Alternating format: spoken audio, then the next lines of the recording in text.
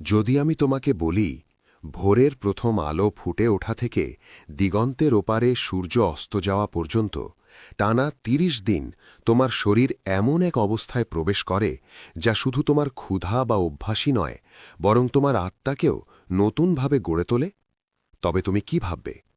যদি তোমার গলার শুষ্কতা, পেটে হালকা ব্যথা আর পদক্ষেপের ধীর গতি দুর্বলতার লক্ষণ না হয়ে বরং এই প্রমাণ হয় যে তুমি স্বয়ং আল্লাহর মনোনীত পথে হাঁটছ, তবে কেমন হবে? রমজান শুধু খাবার ও পানীয় থেকে বিরত থাকার মাস নয়, এটি আসমান ও জমিনের প্রভুর পক্ষ থেকে অবতীর্ণ কুরআনে বর্ণিত এক ঐশ্বরিক বিধান। সেখানে বলা হয়েছে, হে ঈমানদারগণ, তোমাদের ওপর রোজা ফরজ করা হয়েছে, যেমন ফরজ করা হয়েছিল তোমাদের পূর্ববর্তীদের ওপর, যাতে তোমরা তাকওয়া অর্জন করতে পারো। আরও গভীরে যাওয়ার আগে আমাদের চ্যানেলের সঙ্গে থাকার জন্য আপনাকে ধন্যবাদ। আপনি কোন দেশ থেকে এই ভিডিওটি দেখছেন মন্তব্যে জানাতে ভুলবেন না। ইসলাম সম্পর্কে জানতে এবং ঈমানকে শক্তিশালী করতে ভালোবাসলে সাবস্ক্রাইব করে আমাদের এই ক্রমবর্ধমান পরিবারে যুক্ত হন। এবার কল্পনা করুন রমজানের প্রথম সকাল। পৃথিবী তখনও অন্ধকারে আচ্ছন্ন, বাতাস নিস্তব্ধ, প্রত্যাশায় ভারী। একজন মুমিন ভোরের আগেই ঘুম থেকে ওঠে, কাজের জন্য নয়, কেবল অ্যালার্মের জন্য নয়, বরং নিয়তের জন্য।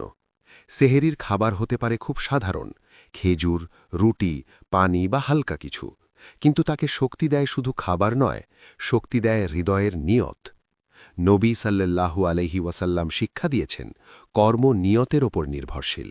প্রত্যেক ব্যক্তি তার নিয়ত অনুযায়ী প্রতিদান পাবে। অর্থাৎ রোজা শুরু হওয়ার আগেই রূপান্তর শুরু হয়ে যায়। হৃদয় আনুগত্য বেছে নেয়, শরীর তাকে অনুসরণ করে। ফজরের আজান ধ্বনিত হওয়ার সঙ্গে সঙ্গে সব কিছু বদলে যায়। সেই মুহূর্ত থেকে সূর্যাস্ত পর্যন্ত এক ফোঁটা জলও নয়, এক কণা খাদ্যও নয়, এটাই আল্লাহর আদেশ। আর এখানেই শুরু হয় এক অনন্য অলৌকিকতা। প্রথম কয়েক ঘণ্টা শরীর স্বাভাবিক থাকে, সেহেরির খাবার তখনও হজম হচ্ছে, গ্লুকোজ রক্তপ্রবাহে ঘুরে বেড়ায়, মস্তিষ্ক ও পেশিকে শক্তি যোগায়, ইনসুলিন নিঃশব্দে কাজ করে, কোষে চিনি পৌঁছে দেয়। বাহ্যিকভাবে সবকিছু স্বাভাবিক মনে হয়, কিন্তু আধ্যাত্মিকভাবে এটি মোটেও স্বাভাবিক নয়। তুমি সচেতনভাবে এমন কিছু থেকে বিরত থাকছ যা সম্পূর্ণ হালাল, যা তুমি গোপনে গ্রহণ করতে পারতে, যা থেকে বিরত থাকতে তোমাকে কেউ বাধ্য করছে না। তবুও তুমি বিরত থাকো। কেন? কারণ আল্লাহ তোমাকে দেখছেন। এটাই রোজার মূল সত্তা। নবী সাল্লাল্লাহু আলাইহি ওয়াসাল্লাম বর্ণনা করেছেন, আল্লাহ তাআলা বলেন, রোজা আমার জন্য, আর আমি এর প্রতিদান দেব। সে আমার জন্য তার কামনা ও খাদ্য ত্যাগ করে। ভোরের সেই নীরব সময়, যখন শরীর স্থিতিশীল, আত্মা তখন আন্তরিকতা শিখতে থাকে। রোজার জন্য বাহ্যিক প্রশংসা নেই, কেউ হয়তো জানেও না তুমি রোজা রাখছ। এটি তোমার ও তোমার রবের মাঝে এক গোপন ইবাদত, আর এই গোপনীয়তাই ইবাদতের মান বাড়িয়ে দেয়, নিয়তকে শুদ্ধ করে, সচেতনতা বাড়ায়, তাকওয়ার বীজ বপন করে। সেই গভীর অনুভূতি, আল্লাহ দেখছেন, আল্লাহ নিকটবর্তী, আল্লাহ প্রতিটি ব্যক্তিগত সংগ্রাম সম্পর্কে অবগত। সূর্য যখন ওপরে ওঠে এবং সকাল ধীরে ধীরে দুপুরে রূপ নেয়, শরীর খাদ্যের অনুপস্থিতি অনুভব করতে শুরু করে। পেট খালি হয়, পরিপাকতন্ত্র ধীর হয়ে যায়। সাধারণ দিনে হয়তো কেউ নাস্তা, এক কাপ কফি বা এক বোতল পানির জন্য হাত বাড়াত, কিন্তু রমজানে সেই স্বাভাবিক প্রবৃত্তির সামনে দাঁড়ায় সংযম, আর সংযমের মাঝেই শুরু হয় প্রকৃত আত্মশুদ্ধির যাত্রা। এই সময় শারীরিক পরিবর্তন আরও গভীর হতে শুরু করে। কয়েক ঘণ্টা খাবার ছাড়া থাকার পর ইনসুলিনের মাত্রা ধীরে ধীরে কমে আসে। তখন শরীর তার সঞ্চিত মজুদের দিকে ফিরে যায়। লিভারে সঞ্চিত গ্লাইকোজেন প্রধান জ্বালানির উৎসে পরিণত হয় এবং রক্তে শর্করার স্বাভাবিক মাত্রা বজায় রাখতে তা ক্রমাগত ভেঙে নিঃসৃত হতে থাকে। এই ব্যবস্থার মধ্যেই আছে অপার প্রজ্ঞা। আধুনিক বিজ্ঞান বিশদভাবে ব্যাখ্যা করার বহু আগেই আল্লাহ মানবদেহকে এমনভাবে সৃষ্টি করেছেন যাতে তা রোজার সময় অনায়াসে মানিয়ে নিতে পারে। তবে এই অভিজ্ঞতা কেবল রাসায়নিক প্রক্রিয়ার মধ্যে সীমাবদ্ধ নয়, এটি আবেগিকও ও আধ্যাত্মিকও। ক্ষুধা নীরবে ফিসফিস করে, তৃষ্ণা ধীরে ধীরে আঘাত হানে, আর সেই ফিসফিসানির মধ্যেই লুকিয়ে থাকে এক পরীক্ষা। নবী সাল্লাল্লাহু আলাইহি ওয়াসাল্লাম রোজাকে ঢাল হিসাবে বর্ণনা করেছেন। ঢাল কিসের থেকে? পাপপূর্ণ আচরণ থেকে, নিয়ন্ত্রণহীন রাগ থেকে, অসচেতন ও কটু বাক্য থেকে। তিনি শিক্ষা দিয়েছেন, কেউ যদি রোজাদারকে অপমান করে বা উত্তেজিত করতে চায়, তবে তার উত্তর হওয়া উচিত, আমি রোজা রাখছি। একটু ভেবে দেখুন, আপনার পেটের ক্ষুধাই আপনার জিহ্বাকে সংযত রাখার স্মারক হয়ে ওঠে। আপনার গলার শুষ্কতা আপনার কথাকে কোমল করার স্মরণ করিয়ে দেয়। শরীরের অস্বস্তি হৃদয়ের জন্য সুরক্ষা বর্মে পরিণত হয়। দুপুর ঘনিয়ে এলে রোজা আরও বাস্তব অনুভূত হয়। প্রাথমিক স্থিতিশীলতা কমতে থাকে। রক্তের শর্করার মাত্রা স্বাভাবিকের তুলনায় নিচে নেমে আসে। মস্তিষ্ক, যা অবিরাম শক্তি দাবি করে, নতুন পরিস্থিতির সঙ্গে খাপ খাইয়ে নিতে শুরু করে। শরীর ধীরে ধীরে সঞ্চিত কার্বোহাইড্রেটের পরিবর্তে চর্বিকে জ্বালানির উৎস হিসাবে ব্যবহার করতে শুরু করে। চর্বি কোষ থেকে ফ্যাটি অ্যাসিড রক্তপ্রবাহে মুক্তি পায়।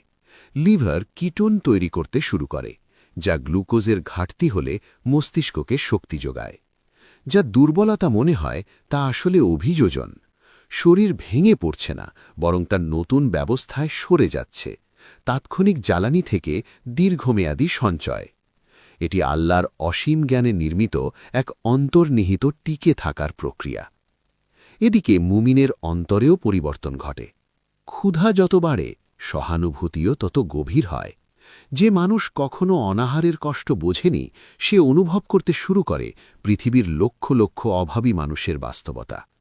এই কারণেই রমজান দানের মাস। বর্ণনায় এসেছে, নবী সাল্লাল্লাহু আলাইহি ওয়াসাল্লাম এই মাসে প্রবাহিত বাতাসের চেয়েও অধিক উদার ছিলেন। ক্ষুধা হৃদয়কে কোমল করে, অহংকার ভেঙে দেয়। যখন নিজের পেট খালি থাকে, তখন অন্যের অভাব উপেক্ষা করা কঠিন হয়ে যায়। দুপুরের পর মুখের শুষ্কতা স্পষ্ট হয়ে ওঠে, জিহ্বা ভারী লাগে। তবুও এক চমৎকার বর্ণনায় এসেছে, রোজাদারের মুখের গন্ধ আল্লাহর কাছে কস্তুরীর সুগন্ধের চেয়েও প্রিয়। পৃথিবী যাকে অপ্রীতিকর ভাবতে পারে, স্রষ্টার কাছে তা সম্মানিত। এই উপলব্ধি একজন মুমিনের দৃষ্টিভঙ্গি বদলে দেয়। অস্বস্তি আর অর্থহীন থাকে না, এর মূল্য আছে, প্রতিদান আছে। এই সময়ে শক্তি কমে যেতে পারে, চলাফেরা ধীর হয়, শরীর শক্তি সঞ্চয় করতে থাকে।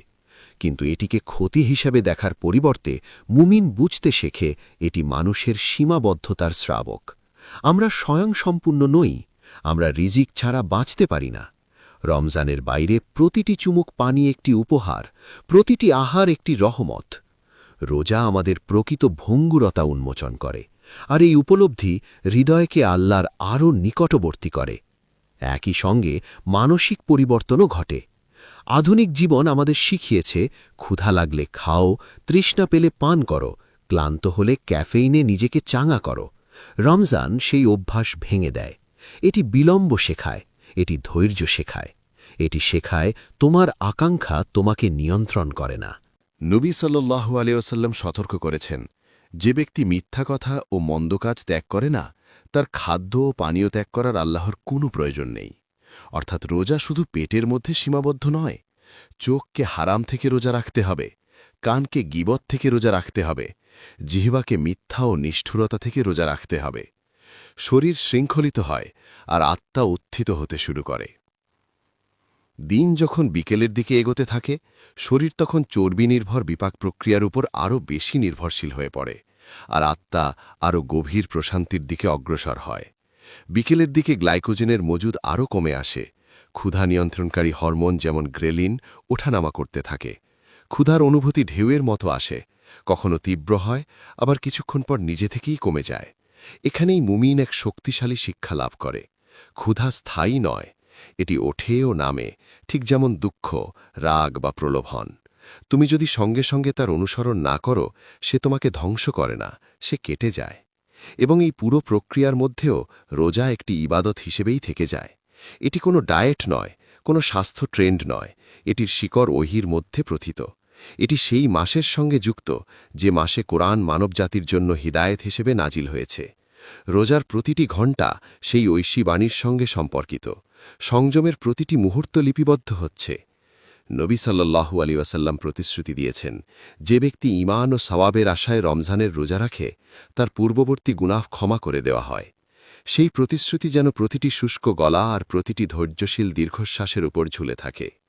ভোর থেকে দুপুর, দুপুর থেকে বিকেল তোমার শরীর অভিযোজিত হচ্ছে, সংরক্ষণ করছে, পুনর্গঠন করছে, কিন্তু তার চেয়েও বড় কথা হল তোমার হৃদয় জেগে উঠছে।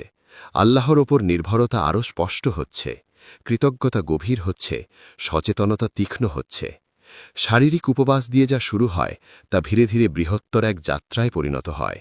আকাঙ্ক্ষার নিয়ন্ত্রণ, নিয়তের পরিশুদ্ধীকরণ এবং সেই স্রষ্টার দিকে প্রত্যাবর্তন যিনি তোমার দেহ সৃষ্টি করেছেন, এর জটিল ব্যবস্থা নির্ধারণ করেছেন এবং তোমার চূড়ান্ত কল্যাণের জন্য তোমাকে রোজার নির্দেশ দিয়েছেন। বিকেল গাঢ় হয়, সূর্য ধীরে ধীরে অস্ত যাওয়ার পথে এগোয়। রোজা যেন নতুন এক পর্যায়ে প্রবেশ করে। এ সময় শরীর বিরত থাকার ভার সবচেয়ে স্পষ্টভাবে অনুভব করে। লিভারে সঞ্চিত গ্লাইকোজেন এখন উল্লেখযোগ্যভাবে কমে গেছে। সকালের সহজ শক্তি আর সহজলভ্য নয়, শরীর আরও সম্পূর্ণভাবে চর্বি পোড়ানোর উপর নির্ভরশীল হয়ে পড়ে।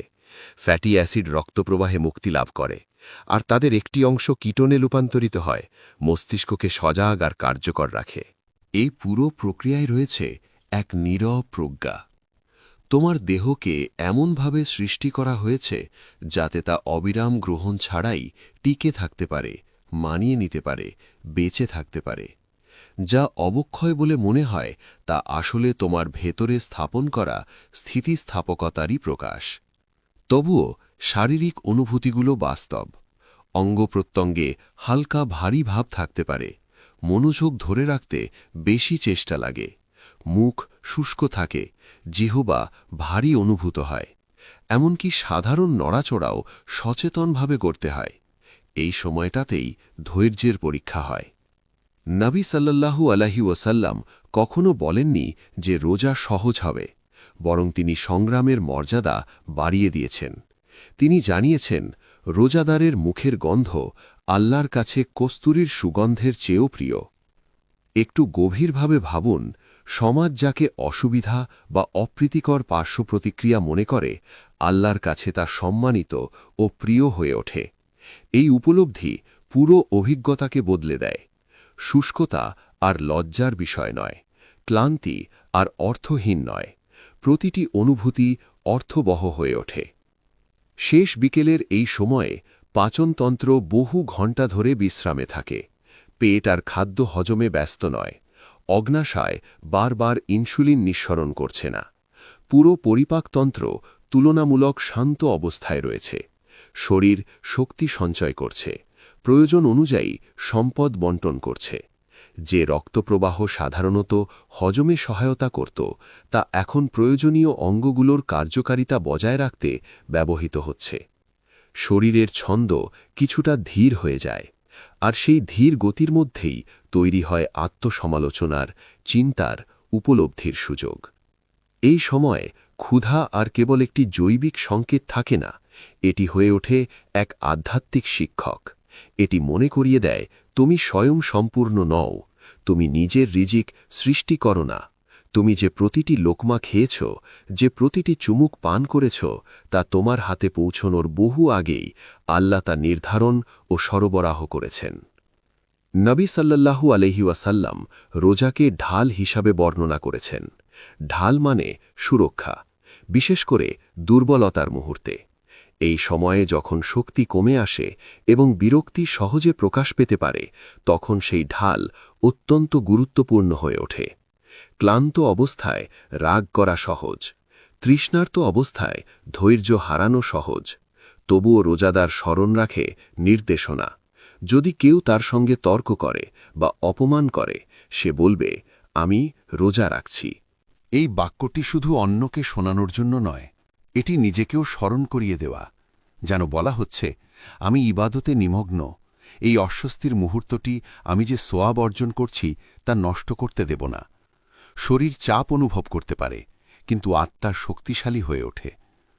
সূর্য যখন দিগন্তের কাছে পৌঁছে যায়, তখন এক বিশেষ প্রত্যাশা জন্ম নেয়। বাতাসে যেন এক নীরব পরিবর্তন আসে। দিনটি প্রায় শেষ। ইফতারের আগের শেষ ঘণ্টাকে অনেক রোজাদার দিনের সবচেয়ে তীব্র সময় হিসেবে অনুভব করেন। শক্তি তখন সর্বনিম্ন পর্যায়ে, রক্তে শর্করা কম, শরীর পানি শূন্যতার প্রান্তে, গলা এমনভাবে শুষ্ক লাগে যা কেবল রোজাদারই সত্যিকারভাবে বুঝতে পারে। তবুও বিস্ময়করভাবে এটাই দিনের অন্যতম আধ্যাত্মিকভাবে শক্তিশালী সময়। নবী সাল্লাল্লাহু আলাইহি ওয়াসাল্লাম বলেছেন, রোজাদারের ইফতারের সময় একটি দোয়া থাকে যা প্রত্যাখ্যাত হয় না। অর্থাৎ যখন শরীর সবচেয়ে দুর্বল, তখন আল্লাহর সঙ্গে সংযোগ সবচেয়ে গভীর হতে পারে। ক্ষুধার্ত তৃষ্ণার্ত অবস্থায় হাত তুলে দোয়া করার মধ্যে এক গভীর বিনয় আছে। অহংকার গলে যায়, আত্মম্ভরিতা ভেঙে পড়ে, মানুষ নিজের নির্ভরতা তীব্রভাবে উপলব্ধি করে। তুমি বুঝতে পারো আল্লাহ সূর্য অস্ত যাওয়ার অনুমতি না দিলে স্বস্তি আসবে না। তুমি সময়কে ত্বরান্বিত করতে পারো না, দর কষাকষি করতে পারো না, তুমি শুধু আনুগত্যের সঙ্গে অপেক্ষা করো। আর সেই অপেক্ষায় আন্তরিকতা গভীর হয়। শরীর খালি থাকলে হৃদয় ভিন্নভাবে কথা বলে। প্রথম চুমুক পানি ঠোঁট ছোঁয়ার আগেই কৃতজ্ঞতা জন্ম নেয়। তুমি যা এখনও পাওনি তার প্রতিও কৃতজ্ঞ হতে শুরু করো, কারণ তুমি জানো তা রহমত হয়ে ফিরে আসবে। অবশেষে সেই মুহূর্ত আসে, সূর্য দিগন্তের নিচে অদৃশ্য হয়, আর তার সঙ্গে আসে অনুমতি। নবী সাল্লাল্লাহু আলাইহি ওয়াসাল্লাম দ্রুত ইফতার করতে উৎসাহিত করেছেন। তিনি প্রায়শই তাজা খেজুর দিয়ে রোজা ভাঙতেন। যদি তাজা খেজুর না পাওয়া যেত তবে শুকনো খেজুর, আর যদি সেটিও না থাকত তবে কয়েক চুমুক পানি। এই সরলতার মধ্যেই রয়েছে গভীর প্রজ্ঞা। দীর্ঘ সময় না খাওয়ার পর শরীরের ভারী আহারের প্রয়োজন হয় না, প্রয়োজন হয় মৃদু ও সহজ পুষ্টির। প্রথম চুমুক খেজুর মুখে গেলে তার প্রাকৃতিক শর্করা দ্রুত শোষিত হয়, রক্তে গ্লুকোজ বাড়তে শুরু করে, মস্তিষ্ক নতুন শক্তি পায়। যখন পানি শুষ্ক গলা স্পর্শ করে তখন তা অস্বাভাবিকভাবে মধুর মনে হয়, যদিও তা সাদামাটাও স্বচ্ছ। ইফতারের প্রথম মুহূর্তে শরীরে স্বস্তির এক ঢেউ বয়ে যায়। পেশি শিথিল হয়, সারাদিনের নীরব টান গলে যেতে থাকে। পানির মাধ্যমে কোষ ও টিস্যুতে ভারসাম্য ফিরে আসে। বহু ঘণ্টা বিশ্রামে থাকা পাচনতন্ত্র ধীরে ধীরে সক্রিয় হয়। এনজাইম নিঃসৃত হয়, পাকস্থলী আবার খাদ্য গ্রহণের জন্য প্রস্তুত হয়। কিন্তু এই জৈবিক প্রতিক্রিয়ার পাশাপাশি জন্ম নেয় এক গভীর আনন্দ, যে আনন্দের কথা নবী সাল্লাল্লাহু আলাইহি ওয়াসাল্লাম সুন্দরভাবে বর্ণনা করেছেন। রোজাদারের জন্য দুটি আনন্দ, একটি ইফতারের সময়, আরেকটি তার রবের সঙ্গে সাক্ষাতের সময়। এই প্রথম আনন্দ শুধু পেট ভরার নয়, এটি আনুগত্য পূর্ণ করার আনন্দ, ধৈর্য রক্ষা করার আনন্দ, আর আল্লাহর রহমতের প্রত্যাবর্তন প্রত্যক্ষ করার আনন্দ। তিনি বলেছেন, রোজাদারের জন্য দুটি আনন্দ রয়েছে, একটি যখন সে ইফতার করে, আরেকটি যখন সে তার রবের সঙ্গে সাক্ষাৎ করবে। প্রথম আনন্দটি তাৎক্ষণিক ও স্পষ্ট, এটি আনুগত্য পূর্ণ করার আনন্দ। তোমাকে বিরত থাকার নির্দেশ দেওয়া হয়েছিল, তুমি বিরত ছিলে। তোমাকে অপেক্ষা করতে বলা হয়েছিল, তুমি অপেক্ষা করেছিলে। এখন তোমাকে খেতে অনুমতি দেওয়া হয়েছে, তুমি কৃতজ্ঞতার সঙ্গে খাও। রোজার পর খাবারের স্বাদ অন্য যে কোনো সময়ের চেয়ে আলাদা লাগে। সাধারণ জিনিসও বিলাসবহুল মনে হয়। এক চুমুক পানি যেন অতুলনীয় উপহার। খেজুরের স্বাদ গভীরতর, রুটি নরমতর, স্যুপ উষ্ণতর। বঞ্চনার অভিজ্ঞতার পর শরীর কৃতজ্ঞতার সঙ্গে সাড়া দেয়। এটাই রোজার এক লুকানো প্রজ্ঞা। এটি খাবারের সঙ্গে তোমার সম্পর্ককে পুনর্গঠিত করে। যখন তুমি সারাক্ষণ খাও, খাবার স্বাভাবিক হয়ে যায়। কিন্তু যখন তুমি আল্লাহর আনুগত্যে ঘণ্টার পর ঘণ্টা বিরত থাকো, তখন খাবার এক সচেতনভাবে অনুভূত নিয়ামতে পরিণত হয়। পরিমিতভাবে খাবার গ্রহণ করলে রক্তে শর্করা ধীরে ও স্থিতিশীলভাবে বাড়ে।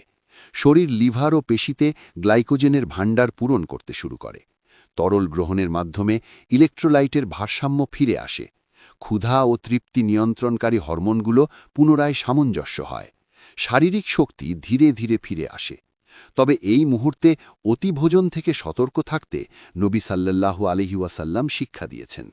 তিনি বলেছেন, আদম সন্তান তার পেটের চেয়ে নিকৃষ্ট কোনো পাত্র পূর্ণ করে না। তার পিঠ সোজা রাখার জন্য কয়েকটি লোকমাই যথেষ্ট। আর যদি বেশি খেতেই হয়, তবে 1/3 খাবারের জন্য, 1/3 পানীয়ের জন্য, আর 1/3 শ্বাসের জন্য রেখে দিক। এই নির্দেশনা শরীর ও আত্মা ও ভয়কেই সুরক্ষিত করে। রোজার পর অতিরিক্ত খাওয়া অস্বস্তি, ভারী ভাব ও অলসতা সৃষ্টি করতে পারে।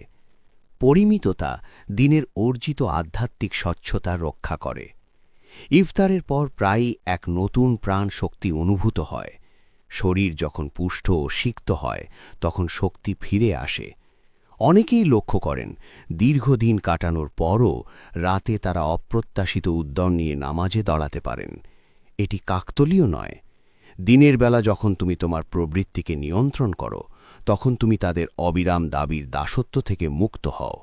যে শক্তি আগে ছড়িয়েছিল তা কেন্দ্রীভূত হয়। হজম প্রক্রিয়া স্বাভাবিক গতিতে এগোয়, পুষ্টি উপাদান রক্তপ্রবাহে শোষিত হয়, কোষগুলো মেরামত ও কার্যকারিতার জন্য প্রয়োজনীয় উপাদান গ্রহণ করে, আর হৃদয় ঝুঁকে পড়ে আল্লাহর শ্রমণের দিকে। ইফতার থেকে নামাজের রূপান্তর গভীর অর্থ বহন করে। তুমি তৃপ্তির অহংকারে নয়, কৃতজ্ঞতার বিনয়ে রোজা ভাঙো। তুমি অভ্যাসবশে নয়, কৃতজ্ঞ চিত্তে নামাজে দাঁড়াও। যে শরীর বিকেলের শেষে দুর্বল মনে হচ্ছিল সেই শরীরই এখন স্রষ্টার সামনে সোজা হয়ে দাঁড়ায়, রুকু করে, সিজদায় লুটিয়ে পড়ে। নামাজের নড়াচড়ায় রক্ত সঞ্চালন উন্নত হয়, পেশিগুলো কোমলভাবে সক্রিয় হয়। প্রার্থনার ছন্দ শ্বাস, দেহ ও নিয়তকে এক সূত্রে গেঁথে দেয়। এখানে শারীরিক ও আধ্যাত্মিকের মধ্যে এক গভীর সামঞ্জস্য সৃষ্টি হয়। যে দেহ ক্ষুধা সহ্য করেছিল সেই দেহই এখন শক্তি পেয়ে ইবাদতে অংশগ্রহণ করে। সময়ের সঙ্গে সঙ্গে এই দৈনিক চক্র ক্ষয় ও পুনরুদ্ধার গভীর শিক্ষা দেয়। তুমি শেখো দুর্বলতা সাময়িক। তুমি শেখো স্বস্তি নির্ধারিত সময়েই আসে। তুমি শেখো কঠিন হলেও আনুগত্য শেষ পর্যন্ত মধুরতার দিকে নিয়ে যায়। সূর্যাস্তের আগের শেষ প্রহর আর শাস্তির মতো মনে হয় না, তা হয়ে ওঠে প্রত্যাশার মুহূর্ত। প্রথম চুমুক পানি আর সাধারণ থাকে না, তা পবিত্র মনে হয়। পুরো দেহ ইবাদতের অংশীদার হয়ে ওঠে, শুধু জিহ্বা বা মন নয়। গভীর বিকেলের চাপ, ইফতারের স্বস্তি এবং সন্ধ্যার নবায়িত শক্তির মধ্য দিয়ে তুমি ঐশী বিধানের প্রজ্ঞা প্রত্যক্ষ করো। আল্লাহ তোমাকে কষ্ট দেওয়ার জন্য রোজার নির্দেশ দেননি, তিনি তোমাকে উন্নত করার জন্য এটি ফরজ করেছেন। তোমার বিপাক পরিবর্তিত হয়, হরমোনগুলো সামঞ্জস্য হয়, পাচনতন্ত্র বিশ্রাম নিয়ে ভারসাম্যে ফিরে আসে, কিন্তু এর চেয়েও বড় কথা, তোমার হৃদয় প্রশিক্ষিত হয়। তোমার ধৈর্য প্রসারিত হয়, তোমার কৃতজ্ঞতা গভীর হয়, তোমার সচেতনতা তীক্ষ্ণ হয়ে ওঠে। তুমি উপলব্ধি করতে শুরু করো যে শরীর কেবল খাওয়ানো ও তৃপ্ত করার জন্য একটি বস্তু নয়, এটি তোমার উপর অর্পিত একটি আমানত, একটি পাত্র যা আনুগত্য করতে পারে, শৃঙ্খলাবদ্ধ হতে পারে, ক্ষুধা ও তৃষ্ণা সহ্য করতে পারে, এবং আল্লাহ সময় হয়েছে না বলা পর্যন্ত অপেক্ষা করার সহজ অথচ সুন্দর কর্মের মাধ্যমে তোমাকে তোমার রবের নিকটবর্তী করতে পারে। সন্ধ্যার খাবার শেষ হলে এবং ইফতারের প্রাথমিক স্বস্তি ধীরে ধীরে স্থির হলে নীরবে আরেকটি রূপান্তর ঘটে। কয়েক ঘণ্টা আগেও যে শরীর ক্লান্তি ও তৃষ্ণায় ভারী ছিল, এখন তা স্থিতিশীলভাবে শক্তি ফিরে পায়। রক্তপ্রবাহে আবার গ্লুকোজ সঞ্চালিত হয়, পেশিগুলো জ্বালানি গ্রহণ করে, মস্তিষ্ক স্বচ্ছতা ফিরে পায়, শুষ্ক ও চাপে থাকা টিস্যুগুলোতে পানি ছড়িয়ে পড়ে। তবুও এই পুনরুদ্ধার গাফিলতির দিকে ফিরিয়ে নেওয়ার জন্য নয়। রমজান অনাহার ও ভোগের মধ্যে দোল খায় না, এটি সংযম ও কৃতজ্ঞতার মধ্যে, ক্ষুধা ও ইবাদতের মধ্যে ভারসাম্য স্থাপন করে। রাত তার নিজস্ব পবিত্র ছন্দ বহন করে, আর মুমিন সচেতনভাবে তাতে পদার্পণ করে। পরিমিত পরিমাণে আহারের পর শরীর সুষম হজম প্রক্রিয়ায় প্রবেশ করে। এনজাইমগুলো খাবারকে ব্যবহারযোগ্য পুষ্টিতে ভেঙে দেয়, লিভার দিনের বেলায় ক্ষয়প্রাপ্ত গ্লাইকোজেনের মজুদ পুনরুদ্ধার করতে শুরু করে। দীর্ঘ সময় পানি না পাওয়ায় যে ইলেকট্রোলাইটের ঘাটতি হয়েছিল তা পূরণ হয়, রক্ত সঞ্চালন উন্নত হয়, রক্তে শর্করা স্থিতিশীল হলে মেজাজেও স্বাভাবিক উত্থান ঘটে। কিন্তু জীববিজ্ঞানের চেয়েও গভীর কিছু ঘটে। মুমিন রাতের নামাজের জন্য উঠে দাঁড়ায়, দীর্ঘ কাতারে দাঁড়িয়ে সে তারতিলসহ এই মাসে নাজিল হওয়া কুরআনের আয়াত তেলাওয়াত করে। সূর্যাস্তের আগে যে শরীর দুর্বল মনে হচ্ছিল সেই শরীরই এখন ভক্তিতে সোজা হয়ে দাঁড়ায়। এই বৈপরীত্য আকস্মিক নয়, এটি একটি ইঙ্গিত যে শক্তি কেবল ভোগের মাধ্যমে আসে না, আনুগত্যের মাধ্যমেও আসে। নবী সাল্লাল্লাহু আলাইহি ওয়াসাল্লাম রমজানে বিশেষত রাতে ইবাদত বৃদ্ধি করতেন। তিনি নামাজে এত দীর্ঘক্ষণ দাঁড়িয়ে থাকতেন যে তার পা ফুলে যেত। যখন তাকে জিজ্ঞাসা করা হয়েছিল অতীত ও ভবিষ্যতের গুনাহ ক্ষমা হওয়া সত্ত্বেও কেন তিনি এত কষ্ট করেন, তিনি উত্তরে বলেছিলেন, আমি কি কৃতজ্ঞ বান্দা হব না? এই উত্তর দৃষ্টিভঙ্গি বদলে দেয়। ইবাদত ক্লান্ত শরীরের ওপর চাপানো বোঝা নয়, এটি আল্লাহর প্রতিপালিত শরীরের মাধ্যমে কৃতজ্ঞতার প্রকাশ। সারাদিন রোজা রাখার পর নামাজে দাঁড়ানো একটি সাক্ষ্য হয়ে ওঠে যে তোমার শক্তি তার, তোমার সামর্থ্য তার আমানত, তোমার সময় তার দান। রমজানের রাতগুলো যত অগ্রসর হয়, শরীর রোজা ও আহার, বিশ্রাম ও ইবাদতের এই ছন্দের সঙ্গে আরও দক্ষভাবে খাপ খাইয়ে নিতে শুরু করে। প্রথম দিকের তীব্র ক্ষুধা ধীরে ধীরে নিয়ন্ত্রিত হয়ে আসে, তৃষ্ণার ঢেউ কম অপ্রতিরোধ্য হয়, হরমোনের ছন্দ নতুন সময়সূচির সঙ্গে মানিয়ে নিতে থাকে। ক্ষুধা সংক্রান্ত হরমোন ঘ্রেলিন ইফতার ও সেহেরির সময়ের সঙ্গে নিজেকে সামঞ্জস্য করে। শরীর শিখে যায় কখন পুষ্টি প্রত্যাশা করতে হবে এবং কখন ভেতরের সঞ্চয়ের ওপর নির্ভর করতে হবে। যা প্রথমে ব্যাঘাত মনে হয়েছিল তাই রুটিনে পরিণত হয়। এই অভিযোজন এক গভীর নকশার প্রতিফলন।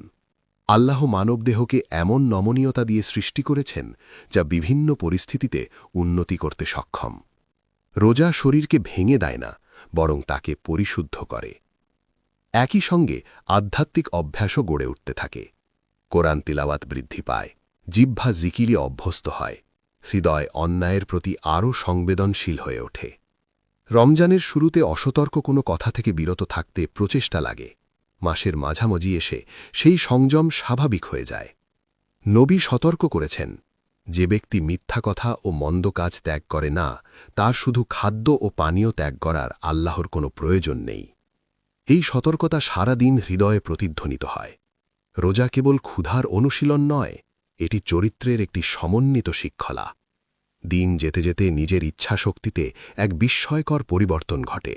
খাওয়া, পান করা, প্রতিটি ছোট আকাঙ্ক্ষা সঙ্গে সঙ্গে পূরণ করার যে তাগিদ, তা দুর্বল হতে থাকে। শরীর প্রমাণ করে যে তাৎক্ষণিক তৃপ্তি ছাড়াও দীর্ঘ সময় কার্যকর থাকা সম্ভব। আর এই উপলব্ধি জীবনের অন্যান্য ক্ষেত্রেও ছড়িয়ে পড়ে। যদি আপনি আল্লাহর সন্তুষ্টির জন্য প্রখর দুপুরে পানির তৃষ্ণা দমন করতে পারেন, তবে অন্য প্রলোভন প্রতিরোধ করাও আরও বিশ্বাসযোগ্য হয়ে ওঠে। যদি ওঠানামা করা ক্ষুধার ঢেউ উপেক্ষা করতে পারেন, তবে সেই আবেগগুলোকেও নিয়ন্ত্রণ করতে পারবেন যা একসময় অপ্রতিরোধ্য মনে হতো। রোজা আকাঙ্ক্ষার অতিরঞ্জনকে উন্মোচিত করে। এটি দেখায় অনেক ইচ্ছাই ক্ষণস্থায়ী, ধ্বংসাত্মক নয়। শারীরিকভাবে নিয়মিত রোজা শরীরকে সঞ্চিত চর্বি থেকে শক্তি আহরণে আরও দক্ষ করে তোলে। বিপাকীয় নমনীয়তা উন্নত হয়। দীর্ঘ সময় খাদ্য গ্রহণ না করলে ইনসুলিন সংবেদনশীলতা বৃদ্ধি পেতে পারে। পাচনতন্ত্র নিয়মিত বিশ্রামের সুযোগ পায়। কোষগুলো রক্ষণাবেক্ষণ ও মেরামতে প্রক্রিয়ায় সক্রিয় হয়, যা রোজার সময় আরও ত্বরান্বিত হতে পারে। যদিও মুমিন চিকিৎসাগত প্রবণতা বা বৈজ্ঞানিক স্বীকৃতির জন্য রোজা রাখে না, তবুও এটি এক রহমত যে ঐশী নির্দেশ কোষীয় স্তরেও প্রজ্ঞা বহন করে। যিনি কুরআন নাজিল করেছেন তিনিই মানবদেহের নকশাকার। ওহী ও সৃষ্টির মাঝে এক গভীর সামঞ্জস্য রয়েছে। তবু সবচেয়ে গভীর পরিবর্তন রক্ত পরীক্ষা বা পরিমাপে ধরা পড়ে না, তা অনুভূত হয় হৃদয়ে। ক্ষুধা অহংকার নরম করে, তৃষ্ণা আত্মভঙ্গিরিতা বিনম্র করে। সারা দিন রোজার পর যখন রাতে নামাজে দাঁড়ান, তখন এক ধরনের ভঙ্গুরতা সৃষ্টি হয়, যা দোয়াকে আরও আন্তরিক করে তোলে। তখন নিজের নির্ভরতা স্পষ্ট হয়, কৃতজ্ঞতা গভীর হয়। আপনি বুঝতে শুরু করেন কেন কুরআন রমজানকে সেই মাস হিসেবে উল্লেখ করে যখন মানবজাতির জন্য হিদায়েত নাজিল হয়েছিল। এই হিদায়েত কেবল বুদ্ধিবৃত্তিক নয়, এটি অভিজ্ঞতালব্ধ। এটি খাবার, সময়, ধৈর্য ও আনুগত্য সম্পর্কে আপনার উপলব্ধিকে নতুনভাবে গড়ে তোলে। এই দিনগুলোতে একটি সামাজিক রূপান্তরও ঘটে। রোজার সম্মিলিত অভিজ্ঞতা সমাজকে একত্রে বেঁধে রাখে। পরিবারগুলো যখন সূর্যাস্তের অপেক্ষায় একসঙ্গে বসে, নীরবতার মধ্যেও এক ধরনের ঐক্য জন্ম নেয়। আজানের ধ্বনি ইফতারের সময় ঘোষণা করলে সম্মিলিত স্বস্তি নেমে আসে। ধনী ও দরিদ্র একই ক্ষুধা অনুভব করে। যার রাতে প্রাচুর্য থাকে, সেও দিনের শূন্যতা ভুলতে পারে না। এই ভাগাভাগি বঞ্চনা উদারতাকে লালন করে। নবী সাল্লাল্লাহু আলাইহি ওয়াসাল্লাম রমজানে অন্য সময়ের তুলনায় অধিক উদার বলা হয়েছে, বিশেষত যখন তিনি ফেরেশতা জিবরিলের সঙ্গে কুরআন পুনরালোচনা করতেন, তার দানশীলতা আরও বৃদ্ধি পেত। যত বেশি তিনি ওহীর সঙ্গে সম্পৃক্ত হতেন, তত বেশি দান করতেন। এই সম্পর্ক কাকতলানীয় নয়। রোজার হৃদয়কে ভোগের আসক্তি থেকে বিচ্ছিন্ন করে দানের জন্য উন্মুক্ত করে। রমজানের শেষ দিনগুলোতে যখন এই রুটিন চলতে থাকে, শরীর আর দিনের খাবারহীনতায় ধাক্কা খায় না, বরং ছন্দের প্রত্যাশা করে। শক্তির স্তর স্থিতিশীল হয়। অনেক সময় রোজার মধ্যে মানসিক স্বচ্ছতাও বৃদ্ধি পায়, কারণ শরীর চর্বি ও কিটোনকে জ্বালানি হিসেবে ব্যবহার করতে অভ্যস্ত হয়ে ওঠে। মাসের শুরুতে যে মাথা ব্যথা বা ক্লান্তি অনুভূত হয়েছিল, তা ধীরে ধীরে কমে যায়। ক্রমাগত খাওয়ার ভারী অনুভূতির বদলে আসে হালকা ও প্রশান্ত এক অবস্থা। সারা দিন পেট আর চাপে ভরা নয়, বরং শান্ত থাকে। ঘুমের ধরন পরিবর্তিত হয়, কিন্তু মুমিন ব্যক্তিগত সুবিধার চেয়ে নামাজের সময়ের সঙ্গে সামঞ্জস্য রেখে এই পবিত্র কাঠামোর ভেতর চলতে শেখে। এরপর শারীরিক অভিযোজনের বাইরেও গভীরতর শুদ্ধিকরণ শুরু হয়। রোজা অভ্যাসের এক প্রকার বিষমুক্তি হয়ে ওঠে। জিহ্বা সংযম শেখে, চোখ সংরক্ষিত হয়, কান বেছে শুনতে শেখে। আপনি বুঝতে পারেন আপনি কেবল খাদ্যই নয়, বিভ্রান্তি, গীবত, অভিযোগ ও অপ্রয়োজনীয় কথাবার্তাও গ্রহণ করতেন। রমজান এসব অভ্যাস উন্মোচন করে। যখন পেট খালি থাকে, তখন হৃদয় কিসে পূর্ণ তা সহজে বোঝা যায়। যদি হৃদয় রাগ, হিংসা বা অহংকারে পূর্ণ থাকে, রোজা সেগুলোকে উপরে তুলে আনে, মুখোমুখি হবার জন্য বাধ্য করে। নবী বলেছেন, রোজা একটি ঢাল, কিন্তু ঢাল তখনই রক্ষা করে যখন তা সঠিকভাবে ব্যবহার করা হয়। কেউ যদি সারাদিন ক্ষুধার্ত থাকে, অথচ মিথ্যা, গীবত বা অন্যের ক্ষতি করতে থাকে, তবে রোজার গভীর উদ্দেশ্য নষ্ট হয়ে যায়। এভাবে রোজা শুধু ক্যালোরি পোড়ায় না, এটি অমনোযোগিতা পোড়ায়, এটি আত্মতুষ্টি পোড়ায়। এটি সেই ভ্রান্ত ধারণাকে দগ্ধ করে যে বেঁচে থাকার জন্য আরাম অপরিহার্য। আপনি শিখে যান, অস্বস্তি সহ্য করেও স্থির থাকা যায়। আপনি বুঝতে পারেন আপনার শরীর আপনার আকাঙ্ক্ষার চেয়ে শক্তিশালী, আর আপনার আত্মা প্রবৃত্তির ঊর্ধ্বে উঠতে সক্ষম। যে ক্ষুধা একসময় হুমকির মতো মনে হতো, তা ধীরে ধীরে পরিচিত হয়ে যায়। যে তৃষ্ণা অসহনীয় লাগত, তা নিয়ন্ত্রণে আসে। প্রতিটি সূর্যাস্ত যেন সাক্ষ্য দেয়, ধৈর্যের পরেই স্বস্তি। দিনগুলো যখন সপ্তাহে রূপ নেয়, তখন রমজান আর জীবনের ব্যাঘাত বলে মনে হয় না, বরং জীবনই যেন শুদ্ধতা ও আনুগত্যের চারপাশে পুনর্গঠিত হয়েছে বলে মনে হয়। শরীর অভিযোজিত হয়, হৃদয় নরম হয়, অভ্যাস পরিবর্তিত হয়। খাদ্য ও পানীয় থেকে বিরত থাকার যে আদেশ দিয়ে যাত্রা শুরু হয়েছিল, তা ধীরে ধীরে শরীর ও আত্মার এক সামগ্রিক রূপান্তরে পরিণত হয়। সন্ধ্যার নামাজের পুনরুদ্ধারক শক্তি থেকে শুরু করে বিপাকের স্থির অভিযোজন পর্যন্ত প্রতিটি ধাপে একটি সত্য স্পষ্ট হয়ে ওঠে। রোজা বঞ্চনা নয়, এটি উন্নতি। এটি মুমিনকে স্বয়ংক্রিয় জীবনযাপন থেকে সচেতন ইবাদতে, অবিরাম ভোগ থেকে কৃতজ্ঞতায়, বিক্ষিপ্ত আকাঙ্ক্ষা থেকে শৃঙ্খলাবদ্ধ ভক্তিতে উন্নীত করে। রাত গভীর হলে এবং পৃথিবীর অধিকাংশ মানুষ ঘুমে আচ্ছন্ন হলে রমজানে মুমিনেরা এক ভিন্ন ছন্দে বাঁচেন। রাতের শেষ প্রহরে এক পবিত্র নীরবতা নেমে আসে, এমন নীরবতা যা যেন আসমান ও জমিনের মাঝখানে ঝুলে থাকে। পরিমিত ইফতার ও কয়েক ঘণ্টার বিশ্রামের পর শরীরকে আবার জাগ্রত হতে ডাকা হয়। এটি সাধারণ জাগরণ নয়, এটি সেহেরির সময়, যা নবী সাল্লাল্লাহু আলাইহি ওয়াসাল্লাম দৃঢ়ভাবে উৎসাহিত করেছেন।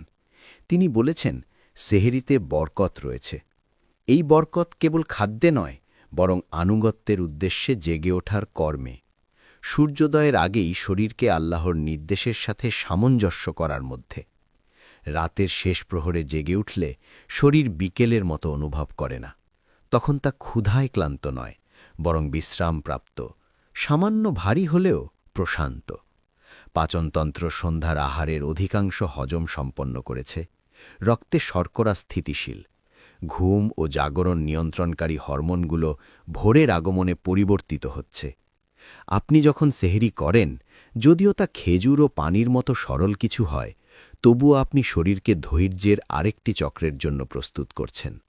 নবী এই সেহেরিকে আমাদের রোজা ও অন্যান্য সম্প্রদায়ের রোজার মধ্যে একটি পার্থক্য হিসেবে উল্লেখ করেছেন। এটি পরিচয় বহন করে, এটি উদ্দেশ্য বহন করে। এমনকি ইবাদতের শক্তি অর্জনের নিয়তে এক চুমুক পানীয় ভক্তির কাজে পরিণত হয়। এই সময়ের মধ্যে এক গভীর ঘনিষ্ঠতা রয়েছে। সহি হাদিসে বর্ণিত হয়েছে, রাতের শেষ তৃতীয়াংশে আল্লাহ তার মহিমার উপযোগীভাবে অবতরণ করেন এবং আহ্বান করেন, কে আমাকে ডাকছে যাতে আমি তার ডাকে সাড়া দিই? কে আমার কাছে চাইছে যাতে আমি তাকে দান করি? কে আমার ক্ষমা প্রার্থনা করছে যাতে আমি তাকে ক্ষমা করি? ভাবুন, আপনি ভোরের আগে আহার করছেন আর জানেন রহমতের দরজা উন্মুক্ত। শরীর পুষ্ট হচ্ছে, অথচ আত্মাকে আহ্বান করা হচ্ছে।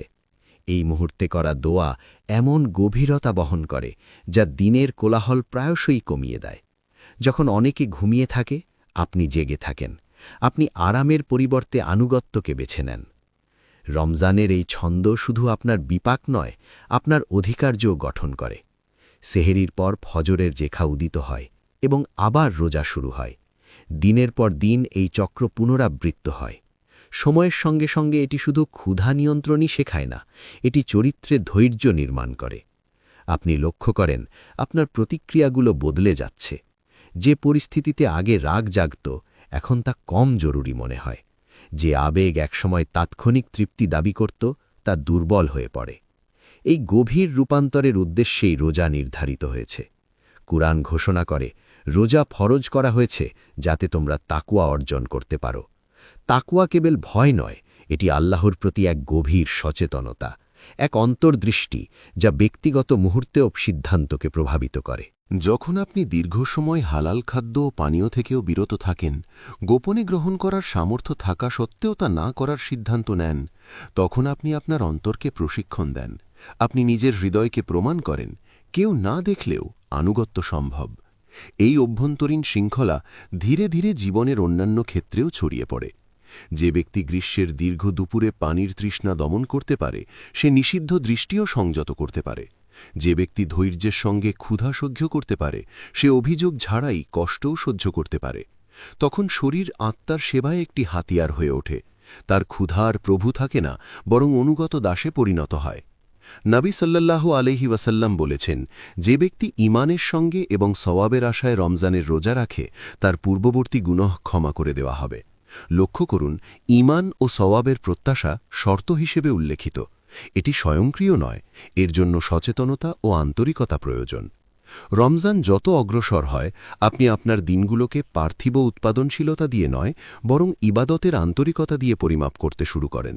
আপনি কি জিহ্বাকে সংযত রেখেছেন, দৃষ্টিকে অবনত করেছেন, উত্তেজিত হলে ক্ষমা করেছেন, শক্তি কমে গেলে আল্লাহকে স্মরণ করেছেন? এসব প্রশ্ন আপনার আত্মমূল্যায়নের মানদণ্ড বদলে দেয়।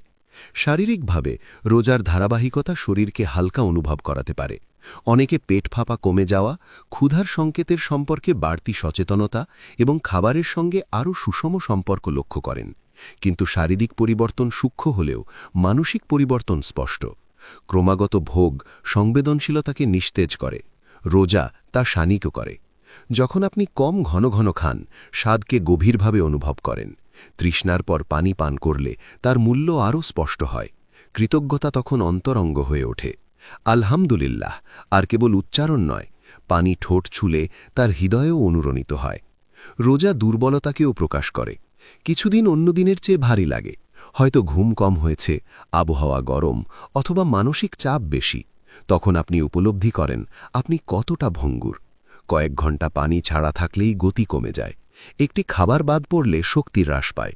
এই ভঙ্গুরতা আপনাকে বিনম্র করে, এটি স্বয়ংসম্পূর্ণতার ভ্রম ভেঙে দেয়। আপনি উপলব্ধি করেন আপনার শক্তি ধার করা, আপনার স্বাস্থ্য উপহার, আপনার কর্মক্ষমতা প্রতিক্ষণ আল্লাহ তাআলার ধারণে স্থিত। এরপর রমজান তার শেষ দশকে প্রবেশ করে। রাতগুলো আরও মূল্যবান হয়ে ওঠে। হাজার মাসের চেয়েও উত্তম সেই রজনীর সন্ধান তীব্র হয়। শরীর হয়তো ক্লান্তি অনুভব করে, কিন্তু হৃদয় তাড়াহুড়ো করে। নবী সাল্লাল্লাহু আলাইহি ওয়াসাল্লাম শেষ দশকে ইবাদত বৃদ্ধি করতেন, কোমর শক্ত করে নিতেন এবং পরিবারকে জাগিয়ে তুলতেন। মনে হয় সময় ফুরিয়ে যাচ্ছে। শরীর বিশ্রাম চাইতে পারে, কিন্তু আত্মা নৈকট্য কামনা করে। এই টানাপোড়েনই প্রকৃত অগ্রাধিকার প্রকাশ করে। মাস শেষের দিকে এলে আপনি ফিরে তাকান। রমজান শুরু হওয়ার আগে আপনি কে ছিলেন? প্রথম দিনগুলো কঠিন ছিল, ক্ষুধা তীব্র, তৃষ্ণা বিরক্তিকর। এখন সেই অনুভূতিগুলো পরিচিত, এমনকি অর্থবহ। আপনি নিজেকে প্রমাণ করেছেন। আপনি কম দিয়ে বাঁচতে পারেন, কম খেতে পারেন, কম ঘুমাতে পারেন, কম কথা বলতে পারেন, আর তাতেই আপনি আরও সংযুক্ত, আরও সজাগ হয়ে উঠতে পারেন। রোজার চূড়ান্ত শিক্ষা শুধু শরীরের নয়, এটি আল্লাহর সঙ্গে সাক্ষাতের প্রস্তুতি। নবী সাল্লাল্লাহু আলাইহি ওয়াসাল্লাম রোজাদারের জন্য দুটি আনন্দের কথা বলেছেন, একটি ইফতারের সময়, অন্যটি যখন সে তার প্রভুর সঙ্গে সাক্ষাৎ করবে। রমজানের প্রতিটি সূর্যাস্ত সেই মহা সাক্ষাতের একটি ছোট অনুশীলন। সারাদিন আপনি আল্লাহর নির্দেশে বিরত থাকেন, আর সূর্যাস্তে তার অনুমতিতে ইফতার করেন। জীবনও এমনই, আপনি স্রষ্টার নির্ধারিত সীমার মধ্যে চলেন। একদিন এই দুনিয়ার রোজাও শেষ হবে। মৃত্যু যেমন প্রতিদিন সূর্যাস্তের মতো আসে, তেমনি নির্ধারিত সময়ে উপস্থিত হবে। তখন দেহের আর খাদ্য বা পানীয়ের প্রয়োজন থাকবে না। আত্মা তার রবের দিকে প্রত্যাবর্তন করবে। যে ব্যক্তি আন্তরিকতার সঙ্গে রোজা রেখেছে, সোয়াবের আশায় ক্ষুধা সহ্য করেছে, অঙ্গ প্রত্যঙ্গকে সংযত রেখেছে এবং নিয়তকে পবিত্র করেছে, তার জন্য সেই সাক্ষাৎ ইফতারের আনন্দের চেয়েও মহিমান্বিত হবে। কল্পনা করুন, আপনি আল্লাহর সামনে দাঁড়িয়ে আছেন, আর রমজানের দিন রাত আপনার আমলনামায় লিপিবদ্ধ।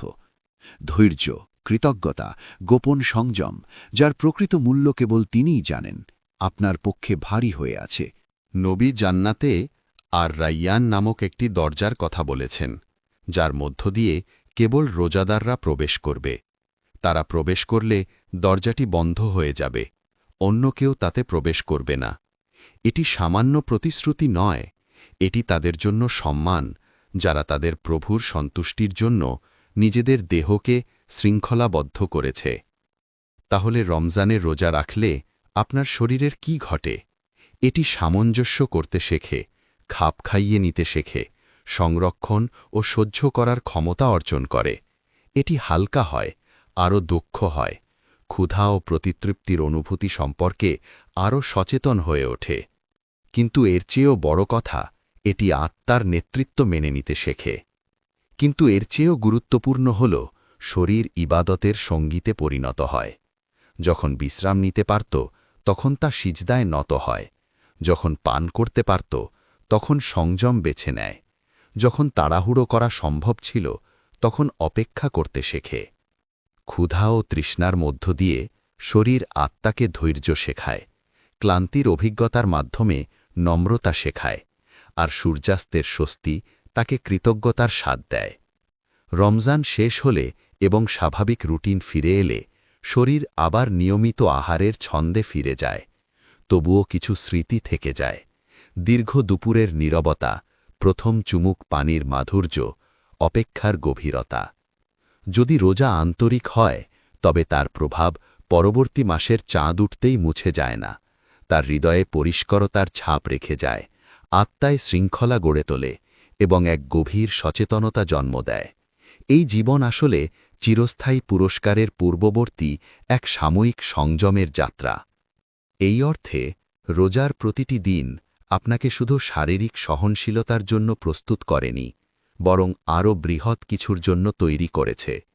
এটি আপনাকে এমন এক হৃদয় নিয়ে আল্লাহর সামনে উপস্থিত হওয়ার জন্য প্রস্তুত করেছে, যে হৃদয় অপেক্ষা করতে জানে, আত্মসমর্পণ করতে জানে এবং কৃতজ্ঞ থাকতে জানে।